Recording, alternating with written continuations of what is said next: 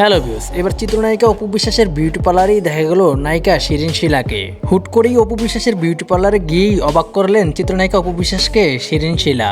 দুজনের কিছু খুনসুটির ছবি এবং ভিডিও সামাজিক যোগাযোগ মাধ্যমে শেয়ার করেন নায়িকা শিরিন শিলা। মুহূর্তেই ছবিগুলো সোশ্যাল মিডিয়াতে ভাইরাল, ভক্তদের প্রশংসায় পাচ্ছেন দুজনেই। নায়িকা শিরিন শিলা বলেন, অনেকদিন ধরেই ভাবছি আপুর পার্লারে আসবো, সময় সুযোগ হচ্ছে না তাই আসতে পারিনি। আজ হঠাৎ করেই চলে এলাম আপুকে সারপ্রাইজ দেওয়ার জন্যই। তবে শিরিন শিলাকে দেখে নায়িকা অপু বিশ্বাসও কিন্তু ভীষণ খুশি হয়েছে তার পার্লারে যাওয়াতে। অপু বিশ্বাস বলেন, শিরিন শিলা আমার ছোট বোনের মতো, ও আসাতে আমি ভীষণ খুশি হয়েছি।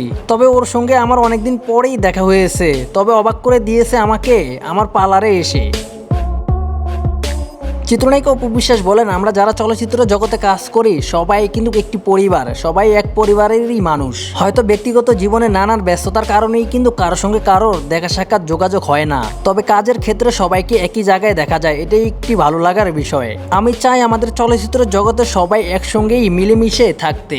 যেহেতু আগের মতো ওরকম সিনেমা নেই, এই কারণেই কিন্তু কারোর সঙ্গে বেশি একটা যোগাযোগও হয় না।